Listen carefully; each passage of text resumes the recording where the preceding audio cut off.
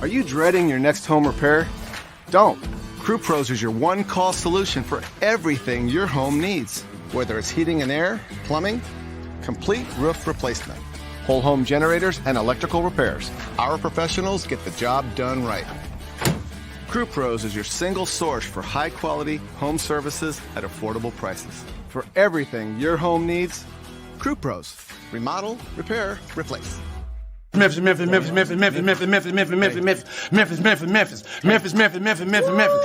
Memphis. Everywhere we go, it's Memphis. Memphis, Tennessee, the beautiful land in the world. And I'm thankful for this guy who tweeted and said I don't have that fire in my eye no more. That game right there was for him. That's what I do. I prove people wrong each and every night, and that's for him right there. Hi, this is Tom Izzo at Michigan State, and you're listening to Grizz 901. What's going on? Welcome on this wonderful Tuesday. It is a Tuesday, so you know what we've got going on. We've got some Grizz 901 here on the Bluff City Media Network. However you may be watching or listening, we thank you for tuning in. Of course, my name is Brandon Wakiji. I am the guest host for this month of August, and I'd like to welcome all of you guys to the show today. It's been a pretty eventful week in the NBA. We, of course, had the schedule release just last week, so we have a good idea of who the Grizzlies are going to play this season, who their opponents are going to be, and when and where those games are going to take place. So, thought for the first few minutes of the show, we would give you guys a brief rundown of this schedule. A huge thing I want to shout out is the Bluff City Media infographic. If you haven't checked that out, because a complete breakdown of how all these games are going to go. But let's run through this Grizzlies schedule real quick here. So we've got the home opener on October 25th versus the New Orleans Pelicans. We also have Dylan Brooks' first return to the Memphis Grizzlies, first return to FedEx Forum as a member, of course, of the Houston Rockets and not the Memphis Grizzlies on December 15th. We also have Jaws return December 19th, again, at the Pelicans in New Orleans. We also have Victor Wembanyama coming to FedEx Forum January 2nd versus the Spurs. Got the MLK game on January 15th versus the Golden State Warriors at home. We have Tyus Jones returning to FedEx Forum as a now member of the Washington Wizards on March 12th. And we also have LeBron James coming to FedEx Forum March 27th as a member of the Lakers. So in total, Grizzlies will have 26 home games over the course of this NBA season. And they'll also have 18 national TV games. Of course, only one of those games is going to take place before Ja Morant returns to the team as a part of his 25-game suspension. Only one of those games is going to be nationally televised. The other 17 of those national TV games are going to be after Ja Morant's suspension is over and he's with the team. And then, of course, we also have 14 back-to-backs on this schedule, the longest road trip taking place sometime in the second half of the season. So all in all, the Grizzlies have a good idea of who their opponents are going to be over the course of the season. And again, the big question looming large is Ja's return, which is slated to be December 19th against the New Orleans Pelicans. However, I've always erred on the side that I don't believe Ja Morant is going to return exactly on that December 19th date. We kind of know how this front office and staff tends to operate. There's going to be a ramp-up return to play. Keep in mind, Ja can't be with the team. He can't practice with the team. He can't do much in terms of team activities. So I would not expect him to return December 19th at the Pelicans, especially given that that's a road game. I believe just like last time, they're going to give him a few games to ramp up and get into the swing of things, and we'll see him sometime during a home game. I would think they want him to return at the FedEx Forum and not a road game. But that's the Grizzlies schedule in a nutshell. Kicks off season.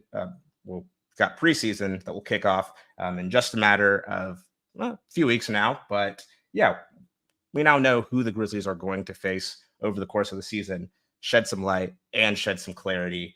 And also gives me a great segue to introduce our guest today, because the Grizzlies open their season versus the Pelicans, and Ja Morant is slated to return versus the Pelicans too. So yeah, who better to have on this show than the very lovely Rel Myers, person who needs no introduction, but I'm going to give her one anyway because she is so incredible. She is the content manager for Pelicans Lead. She is the host of the Pels and Whistles podcast for Believe Network, and also the co-founder of @Pels12. So today on Grizz 901, I am very, very honored to welcome Rel Myers onto the show.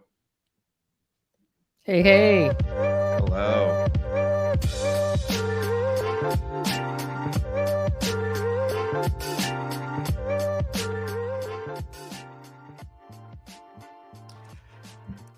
Rel, how you doing today?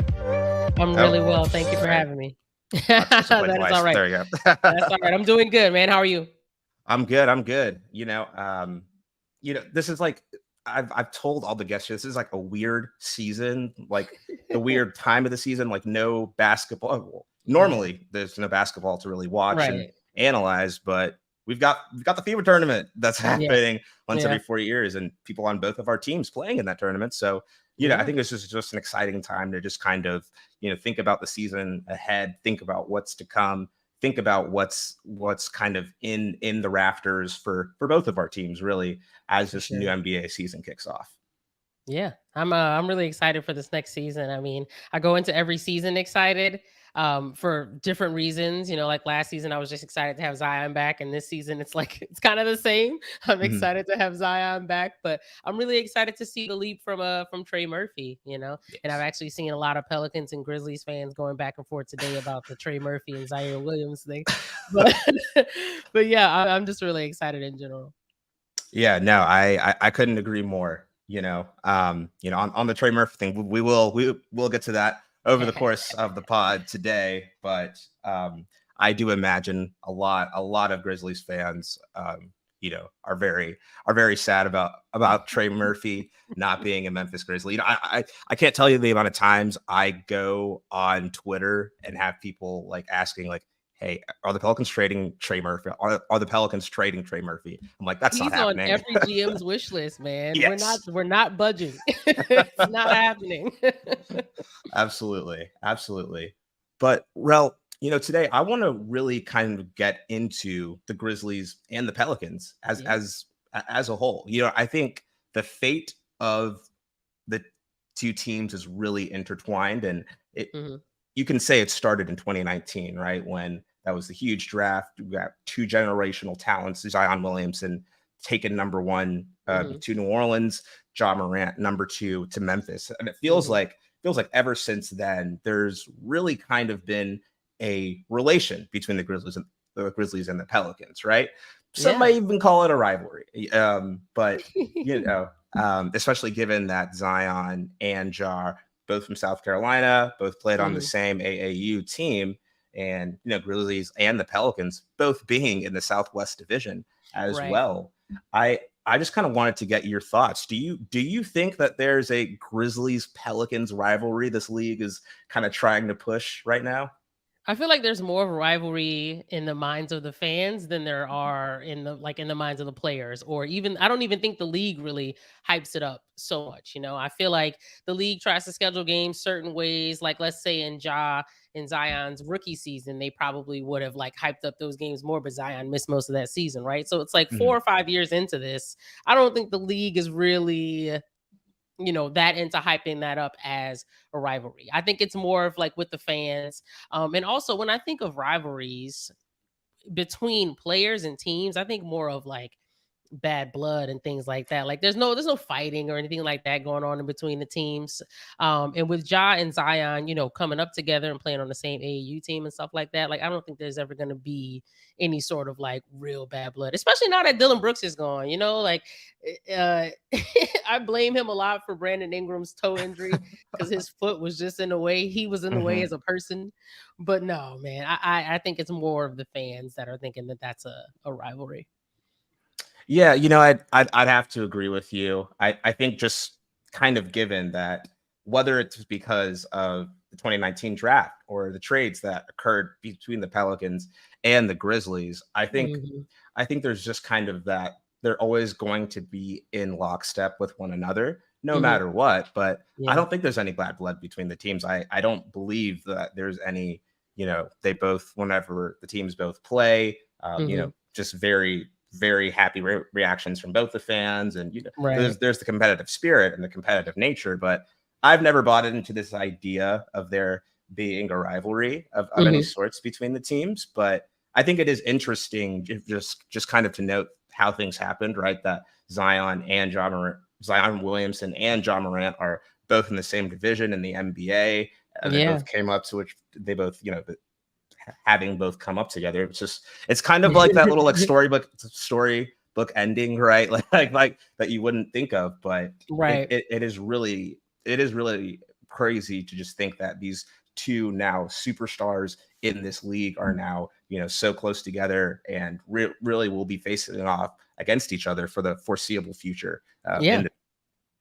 I think they're always going to be tethered to each other just based on the history that they have, knowing each other, growing up together again. But yeah, I think they're always going to be tethered. And even if, God forbid, one of them or both of them get traded and they end up not on these same teams, I think they're still always going to be tethered. Absolutely. Couldn't agree more. And, continuing on these idea of relations between the Grizzlies and the Pelicans, I want to go into that Steven Adams JV trade that happened around the summer of 2020.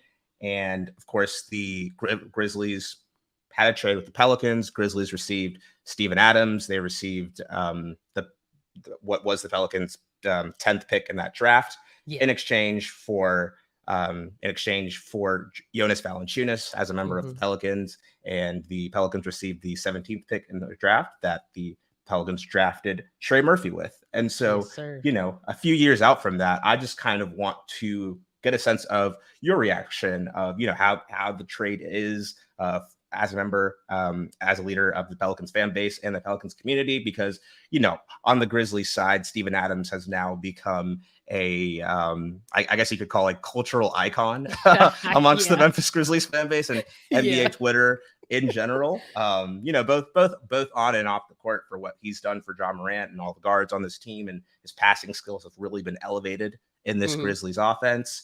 And of course, on the flip side of things, Zion Williams still having a bit of a slower start to his NBA career, the development track still kind of taking that slower start. So, I think in a lot of ways, Grizzlies fans are very happy with the results of this trade, and there's still a little bit of TBD with the rest of it. But, as on the Pelicans side, how do you guys view this trade? There's a decent amount of Pelicans fans that are already like out on Jonas Valanciunas. Personally, I love JV. I think that a lot of times he's misused. And there's even times where he's getting like less minutes than the backup five is. And we hadn't even been playing a backup five. Once we got Larry Nance Jr., we're doing a small ball five thing. So, and he's playing 30 minutes and JV's playing like 20. So, I think JV, as far as I can tell, he wants to stay here. And I hope that he does stay here. I think that both teams got what they needed out of that trade. I don't think that there's like a clear winner out of that. Every now and then I miss Steven Adams just in general, but I really like JV's game. They're that, they both got that paint presence. But also JV's got the edge on the 3-pointers though, so he'll get out there, especially when he plays the Clippers. I don't know why Zubac won't come out there on him, but he'll hit 7 3-pointers against them like it ain't nothing, like he does it every day or something, right? So I really like JV. I'm really happy that we ended up drafting Trey Murphy with that pick. I think that was kind of a home run for us to draft him, and he's progressed really well over these first 2 seasons, and it's looking like in this next season he may be primed to take a leap. So I'm really excited about that. Now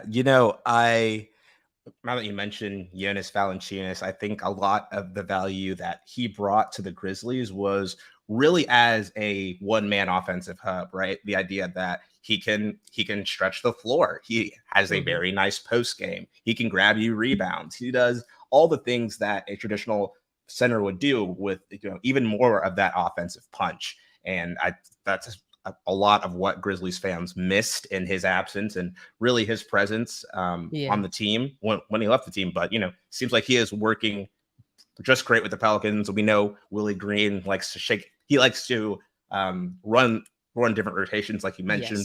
Yes. Larry Nance Jr. as the small ball 5, just depending on matchups. But really sounds like there's this good idea of within the front court, Jonas Valanciunas having that clear role and presence for the team. Yeah, I'm hoping that. I feel like if he does end up getting moved, he may get moved at this trade deadline. Mm-hmm. But I feel like so many things could happen in this trade deadline, and it really depends on the health of our main 2 or 3 guys, right? But yeah, just so far what I've seen from JV, and there's a lot of times where like his first game, especially his first game as a Pelican, was so rough. And people like this is really the move that we made. And I'm just like, no, this isn't the Jonas Valanciunas that I know. And so that first season that he was with us, we started like 1-12 or like 3-16, something like that. And I feel like it's so weird to say that he like may have carried us a little bit during those times because we weren't winning a lot of games. And so it's just like carrying us to what? Carrying us to losses? But he did what was necessary. Aside from that first game, he did what was asked of him. And that's really all you can ask for sometimes out of these guys. Jonas isn't by any means like, this superstar center. But he goes to work, and he was our workhorse for a very, very long time.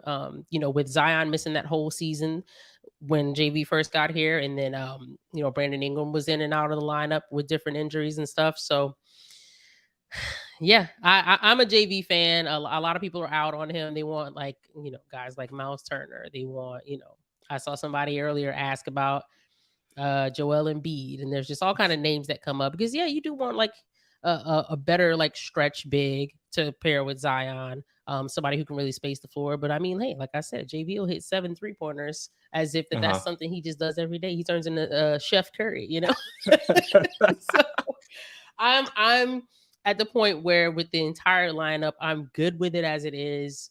And if we need to make any different, trades or whatever at the trade deadline this year, I'm all for that. But as it's set right now, I'm good with it. Awesome. No. Seems like, the roster in terms of the Pelicans, right? Mm-hmm. The Pelicans are really finally for a long time going to have synergy back with Brandon Ingram returning, Zion Williamson looking. I mean, have you seen those recent photos of him in the lab? Did I? Wow.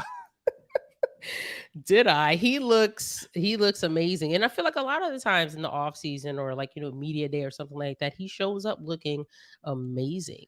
And actually this past weekend, I was talking to Trey Murphy's mom, and there was a guy sitting next to her who is someone who's apparently like a part of Ja's camp. And so he kind of like inserted himself in our conversation because we're just talking about everyone's age and we got all this youth and stuff. And he just randomly turns around and goes, "Y'all not gonna win nothing." And I was like, "Yo, what's going on?" So we started talking to him about, Memphis and New Orleans and all that stuff. And he's like, "I mean, I don't really mess with y'all, but I mess with Big Boy because, he's from SC and all of this stuff." And I'm like, all right. I get it. They grew up together and all that stuff. But I completely forgot where I was going with that story. But yeah, there's just like everyone recognizes how good this team could be if they're healthy. And that's just the main thing. And even last year, I always said that the thing that could stop them is their health. And unfortunately, we ran into a lot of health issues. And it's the same situation this year. That's the only thing that can really get in their way. I don't think they're a perfect team by any means, but health is like, that's top priority right there. But yeah, those Zion pictures, he always looks amazing. That's where I was going with it. I told the guy, look, everybody's body's different. And for Zion specifically, if he can't do a high level of cardio, that doesn't work for him. And then, yeah, he will start to gain some weight. He's not going to look as shredded. And that's just the way that his body works. And then when he's able to, use every muscle in his body that he needs to and do all that cardio and stuff, then he's going to come back looking completely shredded. He's going to look like Thanos or Xanos or whatever you want to call him. Look, I know I know that the NBA is not the best NBA without a healthy Zion Williamson. I mean, this is one of the most dominant players to ever pick up a basketball. He was an all-star not too long ago when he was fully healthy last season. When Brandon Ingram, the entire Pelican squad was fully healthy. The Pelicans were top of the West, playing like it. Like the NBA is not the NBA without its superstars healthy, and that starts with Zion Williamson and the beast that he is as a player. And so, you know, you really hope that if he stays healthy, he remains healthy this season, because, you know, just between Ja Morant and Zion Williamson, like we said, they're intertwined. The fates are intertwined, and the stories are intertwined. So as a basketball enjoyer, as a basketball watcher, you just want to see those high level, high intensity games between those two superstars, between Brandon Ingram and all the rest of the Pelicans players. But you know, moving on to the health of players and the outlook of players, let's talk about national coverage, right? Okay. Because it seems like there's kind of been a shift for both the Grizzlies and the Pelicans of how much they're covered in the national media. So when Zion was first drafted by the Pelicans had, I don't know the exact number, but it was a good bit of national TV. I want to say like over 20 of them. It was a lot. I don't remember the official number for 2019, 2020, but yeah, it was a lot. Yeah, they had a good bit of games, and you know, things have just kind of changed. You know, for the Grizzlies, they had 19 national TV games last year. This year they have 18 national TV games, and most of them are after Ja Morant returns, and they're not going to be. There's only one in that 25 game space where he's not going to be with the team. And for the Pelicans, thanks to our Twitter DMs, this morning, the Pelicans had 18 national TV games last year, and they have 12 national TV games this year. And so what I kind of want to know is, you know, we know these teams like the Grizzlies and the Pelicans, they have extremely talented rosters with tons of young talent at the age of 25. It seems like these are teams that the NBA should be moving to broadcast as much as possible, especially the Pelicans, who are going to have a fully healthy team coming into the season, but it just doesn't seem that way. And I'm just kind of wondering, like, are the Pelicans and the Grizzlies becoming kind of underrated as really good teams in the NBA? I think so. I think when you ask people on NBA Twitter specifically, who's got the best like young cores, I don't see a lot of people bringing up the Grizzlies and the Pelicans if those people are not really in those fan bases. I'm not seeing that like at all. But and with the Grizzlies, like they had like consecutive 50-win seasons. Is that right? Yeah, consecutive 50+ win seasons. Like, okay, put them on TV. That makes so much sense. With the Pelicans, it's kind of like fool me once, fool me twice sort of thing. Like they gave us all these national games. People who should have been healthy weren't healthy, and then they flex us off. You know, so we start with like whatever number we start with, but when the day comes, they will toss us off so quickly because it's like nobody want to see this. Zion not playing, Brandon not playing, whatever. Put somebody else on the TV. So, but that also goes the other way. If the Pelicans are healthy and they're doing well, they might end up being flexed on TV more. And it's the same with the Grizzlies. But I feel like the NBA is so into like storylines and stuff that they got to flex things for that sort of thing. Like if you know, somebody gets into a fight randomly and then 2 weeks later they play each other and that game wasn't going to be on national TV, they probably going to put it on national TV. Like it's as the NBA turns. It's a soap opera always. But for Pelicans fans, we actually, a decent amount of us recognize how terrible we play on national TV. And it's like the less of those, the better, because we always say the Pelicans don't play well in front of the hose.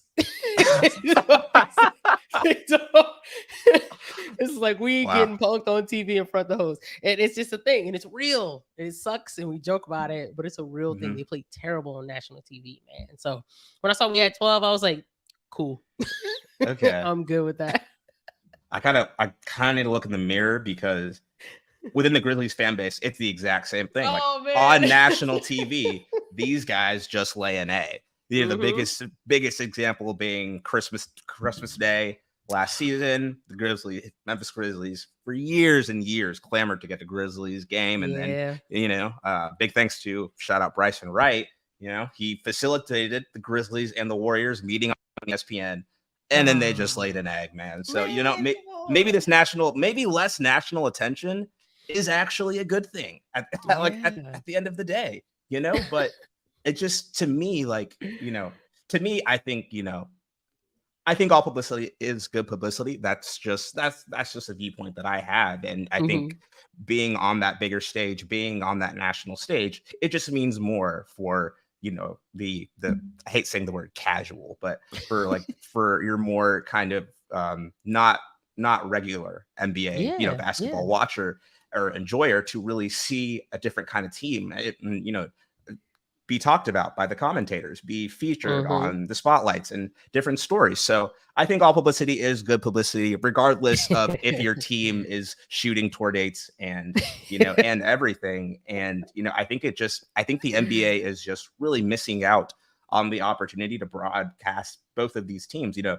Pelicans, they're going to have Zion back healthy. They're going to have Brandon Ingram healthy. Trey Murphy is going to take another step. Herb Jones looks great off that great contract that he just signed. And, for the Grizzlies, Jaren Jackson Jr. is taking that leap that we're seeing. Desmond Bane is taking that leap. And, it just, to me, it doesn't make sense to me why they just want to, I don't want to say penalize, but they just want to they don't want to give these up and coming championship contenders less games. It's that small market thing, man. That small market, they only pay attention to teams on the West Coast in California, and they pay attention to New York. And I'm sure the league is very happy that the Knicks were the 5th seed or something last year. Yeah, They got to be really, really happy with things like that. But I think that our teams just have to demand that respect and demand that attention. And it's just you play good basketball, and then heads are going to start turning, eyes are going to be on you. So hopefully I'm sure the players don't worry about that. They just want to hoop, they're not really worried about if it's going to be on national TV or whatever. If you have a crazy play, it's going to be on Sports Center anyway, so it doesn't really matter. But it's and I don't know how the TV deal is in Memphis, but here it's almost impossible for a person who's not typically watching the Pelicans to just be flicking through channels and stumble upon a Pelicans game. It just doesn't happen. So it's how do you, reach a different audience if there's no way for people to just randomly turn on a Pelicans game? You got to have a special package on your TV, or you got to buy Bally Sports service for $20 a month and stuff like that. It's insane. And kudos to the Phoenix Suns, man. I think they're gonna have all the games on TV for free or something. Their new owner is making some some big moves and making some waves. So I can only hope that someday we'll have that opportunity here, because you have to you got to appeal to kids for one, because that's going to be the next generation of your fans.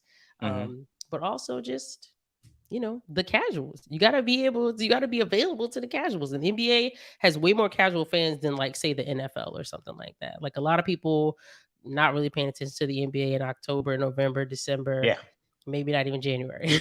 82 game season, there aren't people that are going to be there in the thick and thin catching every single game. I mean, it's a numbers game, People are if I watch the league in March, it's no different if I just picked it up in November or something. And because of that, they don't watch all the games. And that's how a lot of these narratives come around, and that's how a lot of these just really crazy things that we see come around. Just a side note, this week on the at 3 the Hard Way pod, shout out them, great group of guys. But one of the podcast members said, with everything going on for the Grizzlies this year, and John Morant being out and this new team coming to form, the Grizzlies are not making the playoffs. And that elicited a lot of reactions from the paper. I don't know if it was an engagement farming kind of tweet, possibly, most likely anything like that. But he got the folks riled up. He got them riled up. And I guess what I'm trying to say is that, like this idea of the NBA being less accessible to certain fans, that's why I think for small markets, especially, national coverage is so important, because that's really the only time even fans of the home team or fans in that home market can see that team, because things like Bally Sports and all of that, they're not easy to just really turn on your TV and flip the channel and find. And so it's those national TV games become that much more important, and the NBA has had a bias against small markets since the dawn of time. It's just it's the way it is. And but like you said, they have to play, they just have to play to that level of respect. But it shouldn't be that way, Right. No, I agree. But just go out there and hoop, man. Go out there and hoop, and all the rest of that stuff will come. just go out there and hoop. And we're about to go out there and hoop in just a matter of weeks here. So I want to talk about season outlooks for both of our teams. Being in the Southwest Division, being in the Southwest Conference, this division, it is getting loaded. I mean, it wow, it is getting more loaded than a stuffed turkey primed on Thanksgiving Day. That thing. The very, very, very last thing I wanted was Wemby in our division, and I said that I was like, early in the season, the Lakers were 0-5. We were like, oh, we about to get this pick. We about to get Wemby, and we about to be number one in the West already. When we get it, all of it, we was talking so much trash, bro. But then when the Lakers started doing better, I was like, look, I want them to lose out the playoffs for one, but I also just don't want Wemby. I don't even want him in our conference. I wanted him to go to Detroit or something. I would have been super hyped about that. But having him not only in our division, but playing under Greg Popovich is the most annoying, frustrating thing that could have possibly happened. Because even if he went to Houston, it's they got Jalen Green over there, Jabari Smith, Tari Eason, all those guys. That would have been a really good team, but I wouldn't have been Email Doka is cool, he's he's a good coach, I guess. But putting him with Greg Popovich is dang. But that's really cool for a small market. And also I feel San Antonio got they were a dynasty, and it's people don't. Somebody asked me a question the other day, and it kind of made me have to look at myself, because they were can you think of a certain team yada yada yada was a dynasty that wasn't this team or that team? And I named somebody, and they were see, I thought you were gonna get this. The answer is the Spurs. And I was yo, the Spurs had all those titles. And then they kind of fell off for a little while, but then they were back on top and won another title. And it's just yo, that's really cool for small market teams. And hopefully some teams maybe that's connected up from I-55 can start winning some championships. Hopefully mine, not yours, but hey. Absolutely. These small market teams, they just I guess as a fan, you hope that someday you can come across a generational talent like a Victor Wembanyama, right? It's you can get a number one pick, but it might not be somebody generational. Anthony Edwards is a very, very good basketball player, but I don't think that he's a generational talent per se. Zion's a generational talent. Wemby's a generational talent. Cade Cunningham is really good, but I'm not sure he's a generational talent. But I don't really watch the Pistons. I want to, but it just never happens. And I told someone that once, and they were it's okay, no one watches the Pistons. And I was that's not nice. If it's true, it's true, but that's not nice.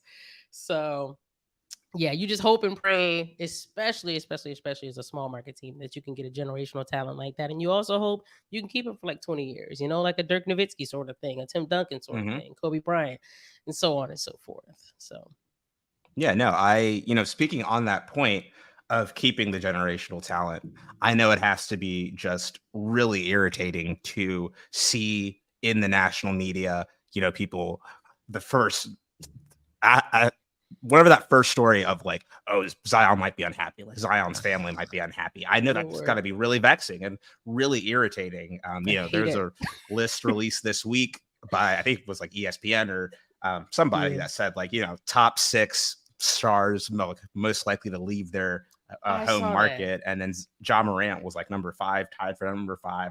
5%. I swiped away from that so Yeah, fast. like If dudes are happy where they're at, man, like I don't understand. But you know what though? Like this brings me to Dame Lillard. Mhm. I was team Dame for the longest time. And I'm like, if he keeps saying he wants to be there, that is the end of the story. Stop saying he should leave and he should like, he's running from the grind and yada, yada, yada. But once it got to a point where he actually was getting ready to request a trade and then his agent is like, look, don't nobody call because we're not going to Miami. I said, you know what? I feel like I'm being held hostage in this situation. I don't want to hear no updates about this no more until this man is traded. Because at first it was like, okay, cool. Like you want to stay there. That's fine, dude. That's completely fine. And it's like respectable because a lot of guys don't do that. They do like just want to go team up and stuff. But now it's gotten to a point where it seems like Dame, he was basically like, I don't want to do a rebuild or like, I want you to like trade for a star and things like that. But like Portland can't just send him away for like a bag of chips, like if you want to go to Miami, that's all fine and dandy. But if Miami not giving up the guys that we want in return, buddy, you got to stay here or you're going to go somewhere else. Like it's cool that they like maybe want to do right by him because he did right by them for so long, but you can't handicap the rest of like the next 10 years of your franchise for this dude. And especially if he was to go off and like win a championship and now you stuck with just like, a bunch of first round picks, cool. But what if they don't pan out? What if they don't play well together? So that whole situation is really frustrating too. Yeah, I was also, team Dame, and then it just kind of seemed like the story just got dragged out. I don't know if this was on behalf of like Dame's agent or Dame himself, but then the NBA came with this news that if you can explicitly telling Dame, like, if you continue to say that, you only have this like one desired team, like there's going to be consequences to these actions. Buddy. It's a problem. Yeah. And, I don't, it's something kind of like you mentioned in this kind of star driven league. We see now in this age of social media and technology, like the players have all the power and, do you think it's ever going to reach any kind of like breaking James Harden, like right now? Like, do you see it ever reaching any kind of like breaking point in the sense of like someone's got to step in or like the league needs to step in this like player empowerment era of sorts, you could call it? I don't know. I feel like the players have so much power, and I feel like there's still room for them to get more power, And it's like it's cool that players have power and everything, but I mean, some people want it to be where like you kind of like choose where you go. Like that's no, like we're gonna keep the draft. And like if guys like decide to pull out of the draft, like that's a whole other thing. And that was one thing. As soon as the Pelicans won the draft lottery, they were like, "Oh, did you see Zion's face? He doesn't want to go there." And the same thing happened with Wemby too. They were like, when they said that it wasn't going to be Houston, he was like, But what they not understanding is like, once I saw that picture of him as a kid and he had on like a Tony Parker jersey or something, I'm like, okay, like now this is making more sense. Like he's got that French connection. Yeah, of course he wants to go play there, so that's why he's excited about this. It's like maybe not anything personal against Houston specifically. The dude just want to play in the league, I'm sure. So they just come up with these crazy narratives off top. Just anything that's like to put down a small market team. It's just somebody says it once and it's done. It's gone. We're taking off with it. It's gonna be on ESPN.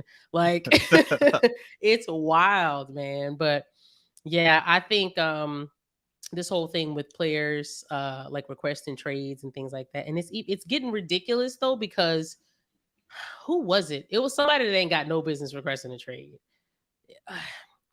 From Philly. Oh my God, what is his name? He's a foreigner. He's a European dude. Oh, Furkan Korkmaz. Korkmaz. Yeah.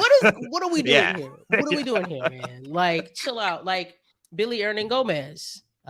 He just went and signed. I think he signed back home in Spain, but we had him for about 3 years, and his role was greatly reduced. The Pelicans weren't playing him, and he was doing interviews with like Spanish publications saying like, I really wish I could play.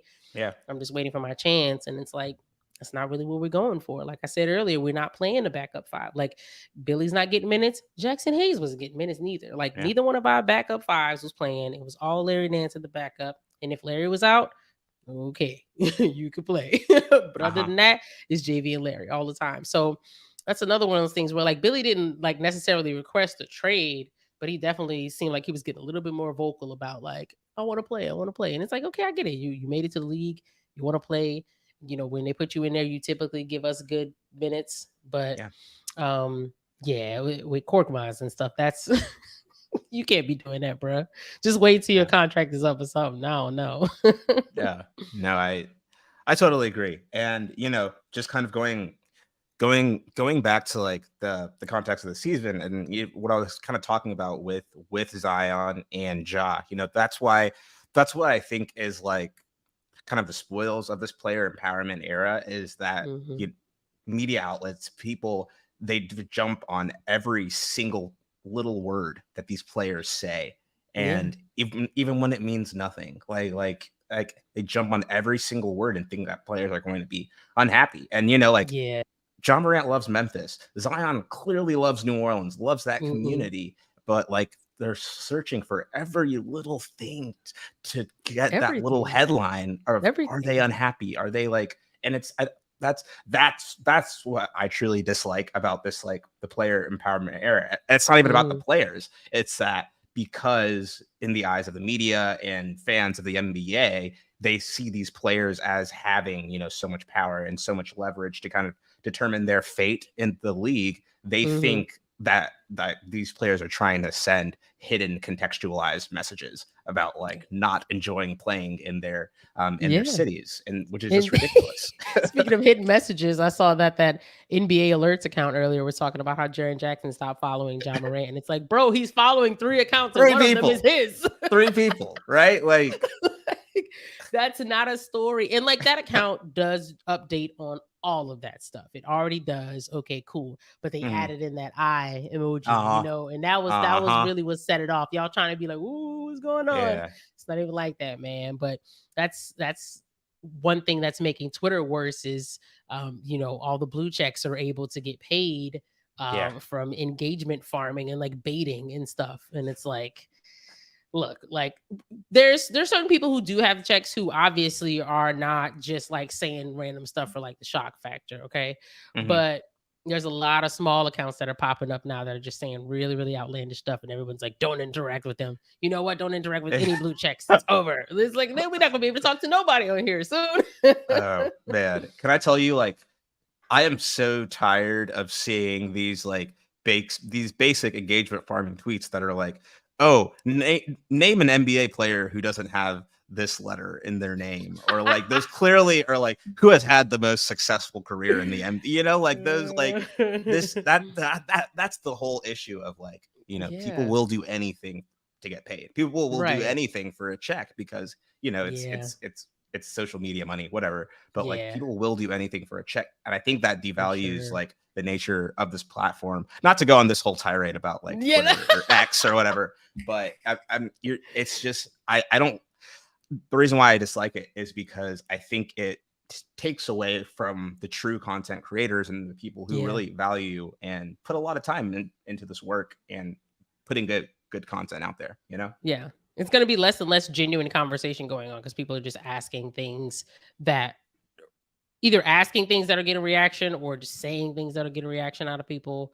I mean, last week, before last week, I ended up signing up for Twitter Blue just because like I'm like expanding and like building my brand more. So I'm just like, look, I'm gonna hide the check first and foremost. Like I'm not gonna put that on there. Maybe someday, but I'm not getting it just to like say crazy stuff. And people who've been following me would absolutely notice if I just started asking all these crazy questions. But like there's a guy that I do follow that has always asked stuff like that. But now that he has a blue check, people are looking at him weird. And it's like, bro, he's been doing this. So it's like, if you don't already have some sort of rapport with these people, you don't really know if they're trying to have a genuine NBA conversation or if they're just trying to be jerks. So NBA Twitter is interesting. But it's definitely a bubble. You know, it's nothing like Facebook is worse. Like, I don't know if you like ever go in like the Grizzlies Facebook group, but I bet it's exactly like the Pelicans one. It's a different demographic of people over there, and it's just like mostly boomers. I feel like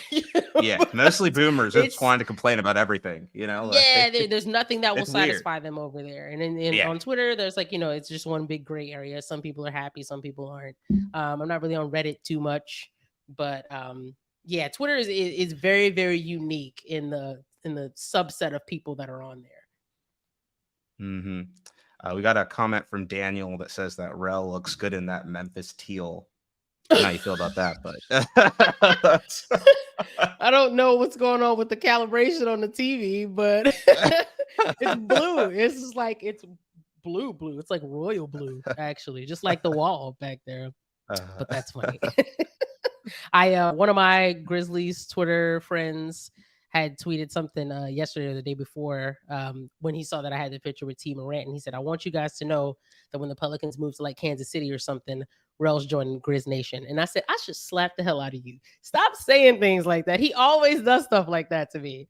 But he's a really cool guy. There's a lot of Grizzlies fans that I've been talking to through Grizzlies Spaces. Shout out to EJ and Young Harriet and Bryson Wright and all those guys. So I've been talking to them a lot. And a lot of Pelicans fans accuse me of having a second team, and that team being the Grizzlies. And it's like, look, if I can interact with another fan base and we're not like beefing, then that's all I want, man. I just want to talk to other NBA fans. I don't have a side chick. Absolutely. No, absolutely. Oh, and we got Daniel Greer saying Larry Nance Jr. is a Grizz killer, which I absolutely agree with him on.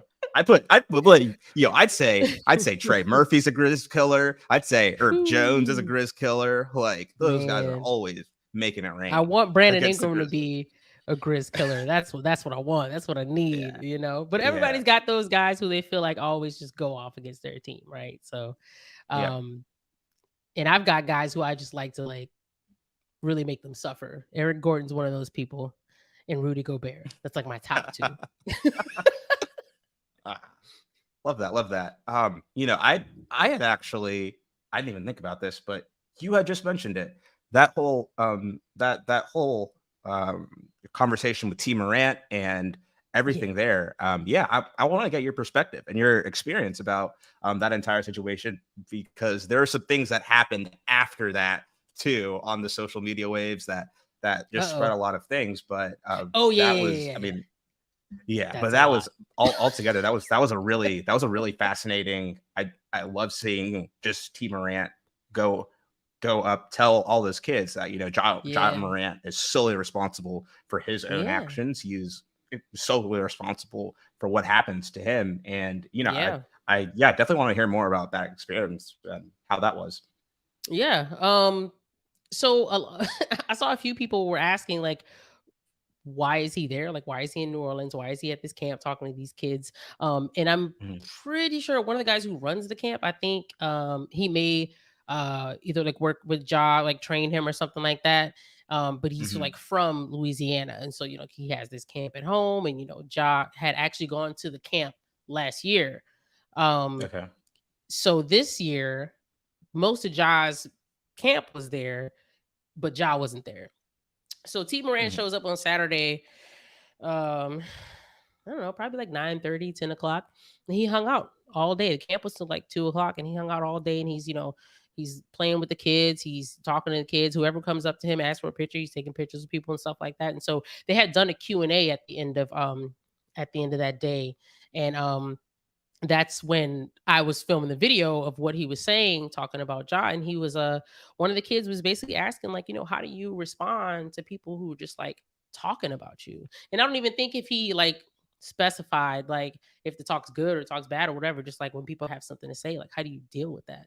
And that was just like one of the questions that came up. But in the video that I took, T was just basically saying, like, he was preaching to them about accountability. Like, you have to watch your surroundings, but at the same time, like, you're responsible for your own actions. And he said, like, my son wasn't in trouble because of people around him and his surroundings. It was his decision. So, like, he told him, like, I don't like to have these like serious talks and stuff like that. Like, I'd rather just like, keep it cool with y'all and keep it fun, but I just have to let you know, make the right decisions. And so people who want to, drag T down and drag Ja down, immediately they're just like, well, T, you're part of the problem, and you're part of his surroundings, and yada yada yada. And it's like, did you hear anything he said? And also, just like, people are, again, responsible for their own stuff. You could be a parent who raises your child 100% the right way, and they can go out and do like the most heinous of crimes.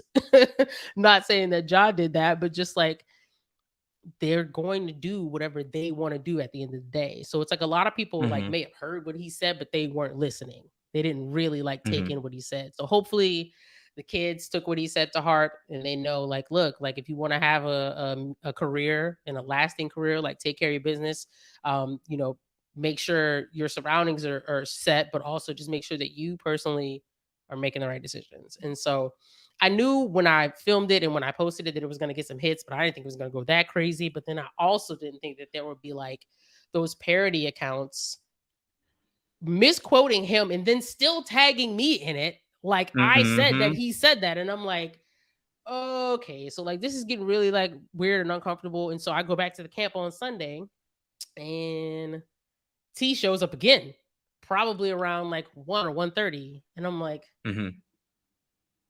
like, I don't know if he knows that I posted the video, but I feel like any sensible person would understand that it's not my fault that people reacted the way that they reacted. Like, this is just the way people are with this subject. And I had shook his hand at the end of the day too. I was like, all right, take care, T, whatever. And he kind of, dapped up, whatever, moved on.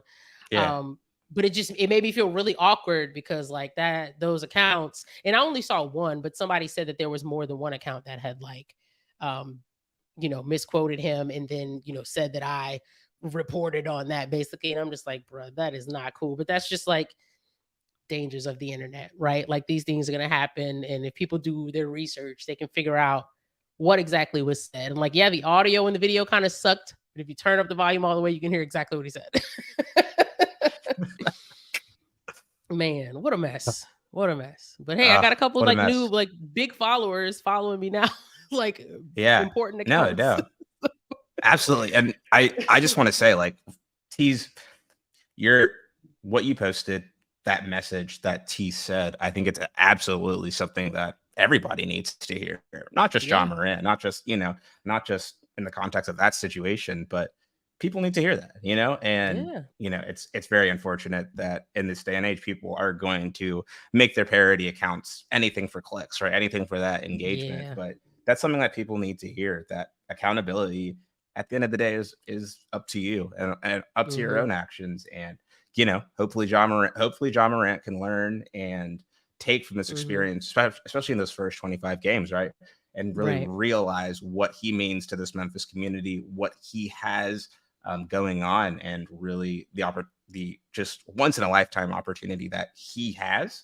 But sometimes like you said, it's up to you. It's up to that person to truly realize and figure it out. So that's where we are. I think ultimately he'll be okay. I think after he got, what was it, like an 8-game suspension or something the first time that something happened.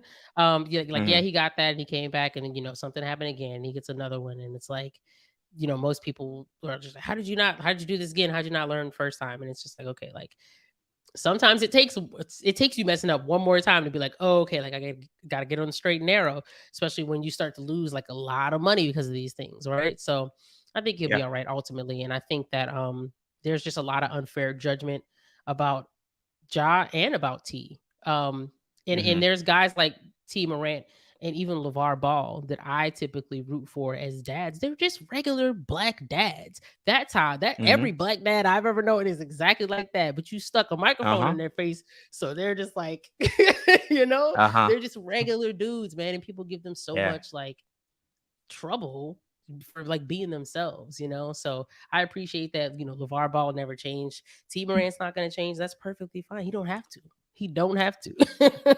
So I'm rooting for him. Absolutely. Grizz Nation, of course, thanks you for rooting for Team Morant too. And thanks you for being just a great adjacent of this team. Rel, thank you so much for coming onto this podcast today. Thank you so much for speaking with me today and this wonderful conversation. Before I let you go, do you have, I know you have a ton of great things in the works. I want to give you a space to just really plug everything that's coming out soon. Yeah. All my social accounts are at Rel Myers. That's RELMYERS. I actually am launching a new website at the end of next month. So I'm going to be selling some merch. I'm going to have some membership tiers, kind of like Patreon, but it's directly through my web domain. And I'm just stepping up my content. I've got a lot of what my main thing was last season was the podcast, but also I did these like street interview type things, which some of you might have seen on like TikTok. There was actually like I did like 3 Grizzlies videos. And one of them, the dude was getting dragged to like hell and back because he didn't know any of the players. And I was even accused of like just running around with like a spare Grizzlies jersey and putting it on people and trying to make Grizzlies fans look bad. That's happened with a couple of fan bases, but like, look, that's just the name of the game. There's a lot of casuals. And if I tell somebody, I tell them ahead of time, I'm going to show you some old players. We'll see if you can name them. And they say, yeah, okay, great. And then they can't name nobody. That's not my fault. Take it up with the fan base. But yeah, be on the lookout for some more content like that. But also I'm going to be having a whole new line of questioning for people too, on all those TikTok videos and stuff. But yeah, man, I'm really excited about this upcoming season, not just for the Pelicans, but also for like just my personal ventures I have going on. It's going to be taking it to another level. So I'm really excited. Very excited for you, Rel. Thank you so much for coming on today. Everyone, please go out and support Rel's endeavors, support Rel's ventures. Rel, I wish nothing but the best for you moving forward, nothing but the best. Likewise. For, everything except when our 2 teams face off on the court on October 25th and onward. From there, it's just we duke it out on the basketball court, but outside of that, Rel, you are such an inspiration. You're a wonderful person. Thank you so much for coming on today. Thank you so much for having me. I'm trying to get back to Memphis for a game at some point. So I'll definitely let you know when I'm coming through. Absolutely. Thanks, Rel. Thank you. And with that is the end of Grizz 901 on this Tuesday. Thank you guys for stopping in. Thanks to you guys for coming in. Special thanks to Rel for being a guest on the show tonight. Next week, we have a very, very exciting show for you guys. Yet another special guest that you will have to wait and see who it is until I announce it on the airwaves. So stay tuned. But like I said last week, you will not want to miss next week. But we've got Grizz gear. We've got Grizz action. My bad. Coming up in full swing. We've got Jaren Jackson Jr. and Brandon Ingram of the Pelicans, who will be playing their first FIBA World Cup game on August 26th against New Zealand. Shout out Steven Adams. But they'll be playing August 26th against New Zealand. So you can catch Jaren Jackson Jr. and Brandon Ingram in that game. But until then, that is the end of Grizz 901. Thank you guys for tuning in. And until then, you guys know what to do. Keep grinding, Grizz Nation.